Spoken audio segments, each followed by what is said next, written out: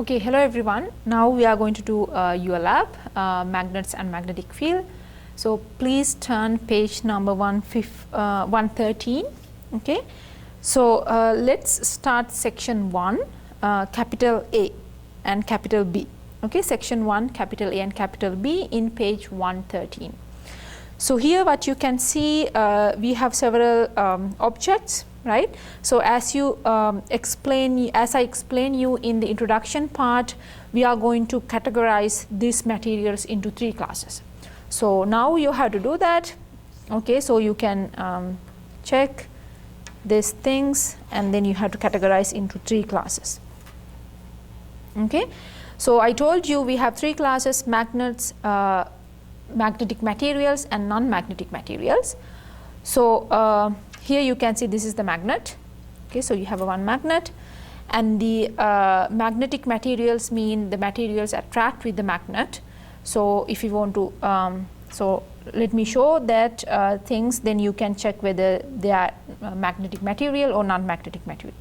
Okay, so I cannot see any interaction between these two. No interaction. No interaction, no interaction, no interaction. Okay, now you can say that. So now you can get an idea about this material. Is it magnetic material or is this the non-magnetic material? See, so now you can see this is whether this is a magnetic or non-magnetic material. So basically what you need to do, you have to categorize these 3 into 3 classes: magnets, magnetic materials, non-magnetic materials. You can write the name like eraser, paper clip, nail, something like that. Okay, so then what we need to do, we have to check. So let's take, let me do like this. Let me take the same 3 objects that I used before. So now these 3 belongs to 3 classes, 3 different classes, because I already told you this is the non-magnetic material, this is the magnet, and this is the magnetic material. So now I am going to check the interaction between this one. So let me take another magnet, because we need to check what is the interaction between magnet and magnet. So here you have one magnet, here we have another magnet, so we need to check the interaction. Okay, so in this side you can see they are attracting each other. Okay, attracting each other mean this side should be like different poles, because different poles will attract. North, south will attract. So that's why you can see the attraction. And then what happens if I flipped one? See, they are not attracting. I can feel it. It's not attracting. Okay, so I can see a repulsive force. So that means basically what I'm trying here, what I'm trying to do here, so I'm trying to check the interaction between magnet and magnet. Will they attract or will they repel, or can you see the both attraction and repulsion? And then we have to do the same thing. So here's the non-magnetic and here's the non-magnetic. So can you see an interaction between non-magnetic? And then can you see an interaction between magnetic material with another magnetic material? I cannot feel any interaction. And then let's switch.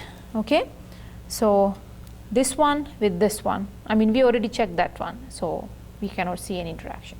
So basically what I did, I checked the interaction between magnet and magnet, and interaction between magnetic material with magnetic material, and interaction between non-magnetic and non-magnetic material, and then we can do a cross interaction, like what happened with this two, what happened with this two, like that.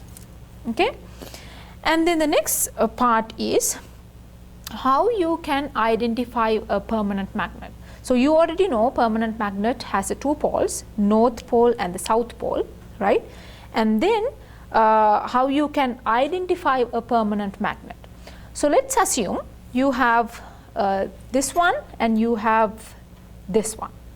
Okay, so here's the permanent magnet, here's the magnetic material. But let's assume you don't know what is what. So let's say you don't know whether this is a permanent magnet or not. What you are going to do, let's assume it's like a unknown objects, and what you need to do, you are trying to find which one is the permanent magnet. So let me give you a hint. This is the way, let me give you a hint, then you can create a method to find which one is the permanent magnet. So I told you the permanent magnet has two poles, north pole and the south pole, and the poles, the magnetic field near the pole is very strong. Okay, so now if I move this object around this object, you can see, and then this pole, this corner, you can see strong attraction, and this corner again you can see strong attraction, but in the middle you cannot see that attraction. See, no attraction, but in the corners you can see that attraction, right? Okay, so now let's switch these two. Now I switch these two, right? Okay, so now I am going to check the same thing. What is the attraction in this? Is there any difference between this corner, and the middle?